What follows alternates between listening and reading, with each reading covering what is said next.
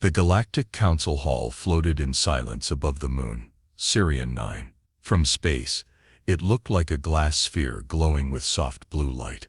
Inside, voices from hundreds of worlds echoed across a chamber that stretched for miles. There was no ground, only floating platforms, arranged in a great circle. Each one held the leader of a different species. Today the room was quieter than usual. Elias Thorne stood alone on humanity's platform. He wore a black uniform with silver trim, the symbol of Earth shining on his chest. At 35, Elias had seen more war than peace. Once a fleet commander, he had traded weapons for words. Now, he spoke for Earth. And today, Earth needed him more than ever. He scanned the room. The Council's oldest members, like the scaled Zalari and the crystal-bodied Marnex, barely looked his way. To them, humans were newcomers, too young to understand the galaxy's rules. A low tone rang through the hall. It was the emergency signal. Every platform stopped moving. Every voice fell silent. A tall golden being with 6 arms rose from the speaker's platform. Council members, the speaker said. Voice calm. There has been an attack. A Zarn Dominion research station near Sector 12 has been destroyed. Gasps rippled through the room. The source of the energy surge is unknown, the speaker continued.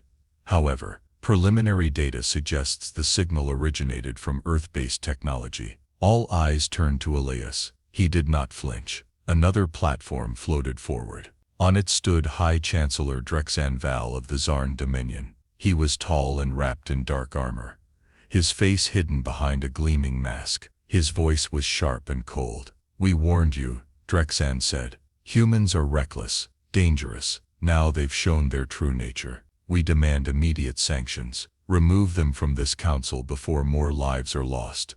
Elias stepped forward. With respect, he said calmly.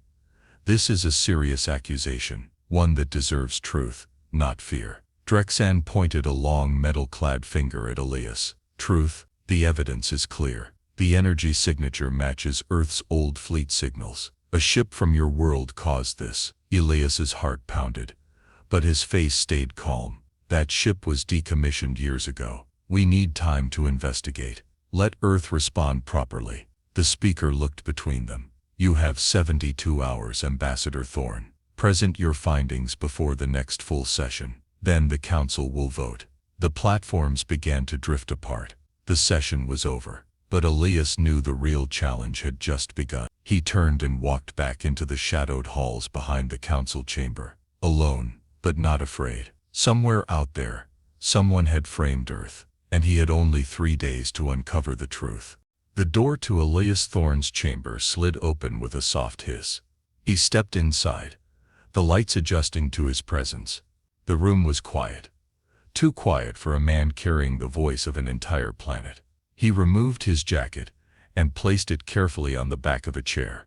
On the glass table in front of him, a hollow screen blinked with a message from Earth's Command Council. He tapped it. Ambassador Thorne, came the voice of Admiral Rhea Lynn, her face appearing above the table in a flickering blue projection. We've reviewed the report.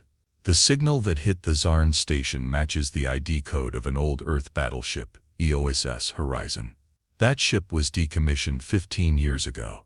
Elias nodded. It was dismantled at the Mars scrapyards. No engines, no weapons, nothing left. Rhea's voice lowered. Then someone's trying to frame us. You need to prove it, Elias. If we're expelled from the council, we lose access to every alliance, every resource. Earth will be isolated, vulnerable. Elias looked her in the eye. I understand. We trust you, she said. The whole planet does. The message ended. The room fell silent again. Elias sat back, staring at the stars beyond the window. Billions of lives, families, children, scientists, workers, all depending on him to speak, to fight without lifting a single weapon. A chime rang. A new message. This one was from the Council's evidence archive. He opened the file. A visual display appeared, showing the explosion near the Zarn station. A wave of blue light, sudden and violent, then static. Alongside it, a data file marked the origin, an old ID code from the ESS Horizon. It doesn't make sense, Elias whispered. That ship is gone. He opened the database. He needed to trace that signal, find out where it came from. If someone had faked it, they had to leave a trail. Hours passed. Elias scanned layers of code, cross-referenced tech patterns, and ran simulations. His head ached, but he kept going. Suddenly, something caught his eye. The signal trail didn't match Earth's modern systems. It had strange overlaps, patterns too clean, too perfect. Earth's tech wasn't that tidy. Someone had polished the data, smoothed out flaws. That only meant one thing. It had been forged. Elias stood quickly. He had to find help. Someone neutral. Someone who could access deeper council records. Someone the council would trust. Only one name came to mind. Councillor Chevalier of the LRA. She was a being of light and wind, known for her fairness. Her species had no military, no empire, just knowledge. If anyone would listen, it was her. He pressed his calm. Chevalier, he said. I need to speak with you, privately. A pause. Then her voice came soft and clear. I suspected you might. Come to my chamber. But be careful, Elias. The council is watching. And some do not want you to be heard. Elias grabbed his coat and left the room. The weight of earth pressed against his shoulders. But he walked with steady steps. He would find the truth. He had to. Elias arrived at Councillor Chevalier's chamber through a quiet corridor of floating walkways and glowing walls. The Alarai section of the council hall was calm, filled with soft light that shifted like mist. No guards, no noise, just silence and peace. The door slid open on its own. Inside, Chevalier hovered slightly above the floor. Her body shimmered like a figure made of starlight and air. She had no eyes or mouth, but her presence felt warm and wise. Welcome, Elias Thorne, she said, in a voice that seemed to echo from everywhere and nowhere. Thank you for seeing me, Elias said, stepping inside. He stayed respectful. Chevalier was one of the oldest council members, and one of the few not swayed by power.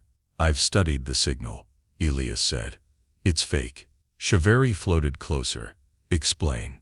Elias pulled out a small projector and activated the files. A 3D model of the energy burst appeared. Data flickered beside it.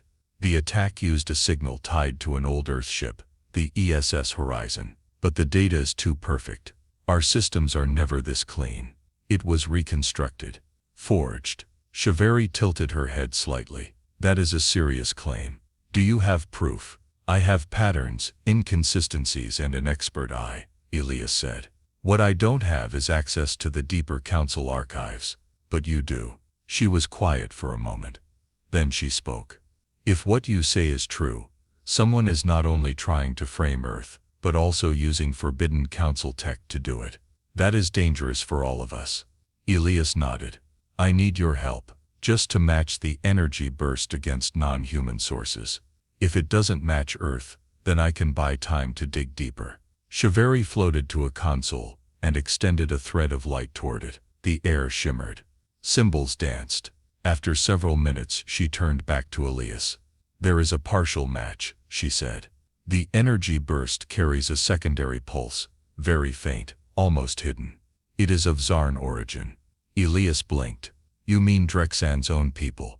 It could be, Chevalier said. Or someone within the Zarn Dominion, acting on their own. Elias felt a surge of energy. This was it, his first real break. Can I present this? He asked. Not yet, she said. This is not full proof. You must be careful. If you accuse Drexan without solid evidence, you will lose everything. I understand, Elias said. Then I need time, and access. Can you stall the council? Help delay the vote. I will speak with the speaker, Chevalier said. But be warned, Elias. Drexan has many allies. If he senses what you're doing, he may move faster than you expect. Elias nodded. Then I'll move faster. He bowed to her and left the chamber. As he walked back through the council hall, he could feel eyes on him. Some curious, some suspicious. He didn't care. He had a clue. He had a path. Someone inside the Zarn Dominion had set up Earth, and Elias Thorne was going to uncover the truth. Elias walked quickly through the curved halls of the council hall, his mind focused. The discovery of the Zarn energy signature had changed everything, but he still didn't have enough. No names, no faces, just hidden data and quiet suspicions. He needed more. Back in his chamber, he began reviewing every ship record, trade route, and recent movement near the blast zone. After hours of scanning files, something caught his attention. A private cargo vessel registered to a Zarn merchant fleet had passed through the area 2 days before the explosion. The ship had no reason to be there. Elias leaned closer. The ship's ID code was partially erased in the logs. Sloppy work. Someone had tried to hide it, but not well enough. He cross-checked the ship's owner. A known associate of General Varnak, a Zarn military leader, and a known rival of Drexen. So it's not just about Earth, Elias whispered. It's a power struggle inside the Zarn Dominion. Someone had used Earth as a scapegoat to make Drexen look weak, or to give him a reason to call for war. Either way, Earth was the target.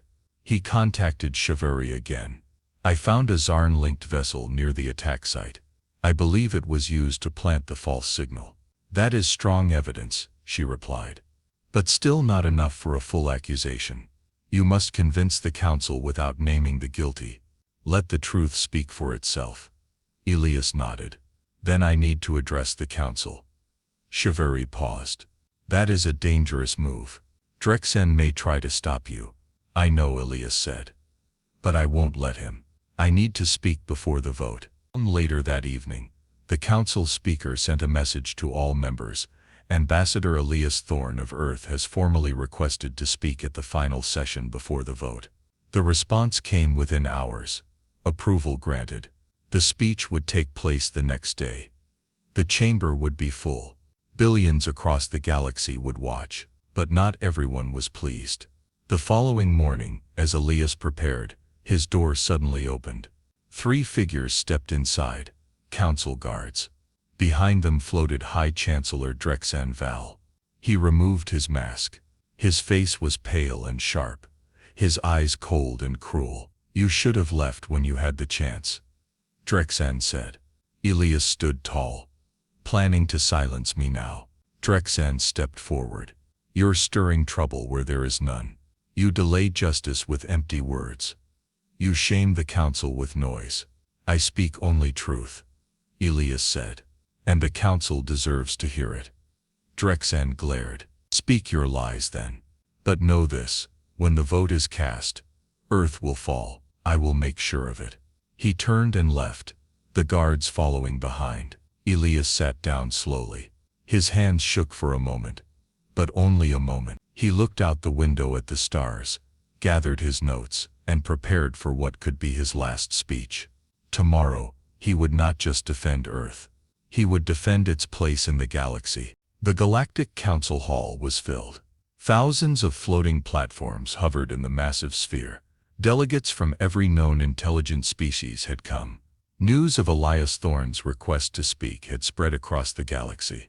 Billions were watching the live broadcast. At the center of the chamber, the main platform waited empty and still.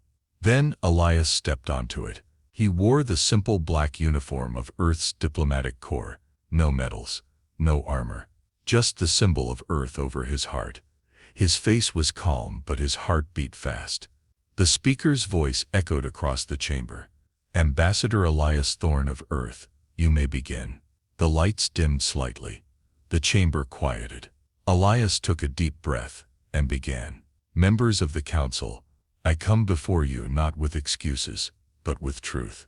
You have seen the data. An energy signal tied to an Earth vessel, an attack near your borders, and a call for punishment before any questions were asked. He paused. No one spoke. The ship in question, the ESS Horizon, was dismantled 15 years ago. Gone, stripped. What you received was not a real signal. It was a forgery. He raised a hand and a hologram appeared. The signal's code hovered in the air. These lines were too clean, too exact. Earth's technology does not produce this pattern, but something else does. He tapped again. A second signal appeared, faint but matching. The room stirred. This hidden pulse belongs to Zarn technology. Older, rare, but real. Someone used it to cover their tracks. The room buzzed quietly. Drexen's platform stayed still. I am not accusing the Zarn Dominion as a whole, Elias said. I believe this was done by someone acting in secret. Perhaps a faction. Perhaps a rogue leader. He looked around the chamber. But the question is not only who did this, the question is why. He stepped forward. Humanity is young. We make mistakes, but we learn, and we grow. We came here not to dominate, but to belong. If you exile us based on false data, what happens tomorrow? Will another voice be silenced by a fake signal? Will fear become the new law? His voice grew stronger. I am not asking for pity. I am asking for justice, for reason, for truth. This council was built to protect peace. If you cast Earth out without proof, then peace will suffer, not just for us, but for everyone. He stopped. The chamber was still. No one interrupted. No one shouted. Even Drexen remained silent.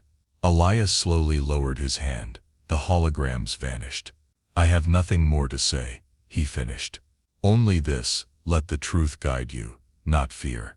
He stepped back. The speaker's voice returned, steady and neutral. The council will reconvene tomorrow for the vote. Elias turned and walked away from the center platform. Alone again but not defeated. Behind him the great hall remained in complete silence. The next morning, the Galactic Council Hall was quiet once more. No debates, no arguments, only silence. Each delegate sat on their platform, waiting. Even the speaker's voice was softer than usual. We are gathered to vote on the matter of Earth's future within this council, the speaker said. Each species will now cast a decision, remain, or remove. Elias stood silently on Earth's platform. He didn't speak. His words had already been spoken. Now he could only wait. The voting began. One by one, platforms lit up. Remain, remain, remove, remain, remove. The lights continued, slowly building a rhythm. Elias watched, his hands tight at his sides. Drexen's platform remained dark. He had not voted yet. At last, the final vote was cast. The speaker stood. The vote is complete, he said. By majority decision, Earth shall remain a member of the Galactic Council. The chamber filled with a low hum, whispers, signals, quiet reactions. On Elias's platform, the message appeared in glowing letters. Earth, status confirmed, member nation. He closed his eyes and exhaled, not in celebration, but in relief. Across the chamber, Drexen's platform slowly rose. He stood, his face calm but unreadable. You may have survived this time, Drexen said, voice like ice, but this council is watching you. Elias met his gaze. Good, then you'll see we're worth watching. Drexen turned and left. Counselor Shivari floated to Elias's side, her light gentle. You spoke with truth, Elias Thorne. That is rare in halls like these. I didn't have a choice, Elias said. Earth didn't have a choice. Still, she said. You made them listen. He gave a small nod. Thank you, for believing in me when others didn't. Shivari bowed slightly. The galaxy is wide, but sometimes a single voice is louder than all the noise. She floated away, disappearing into the mist. Elias stood alone for a moment longer. The chamber was beginning to clear. Platforms drifted away.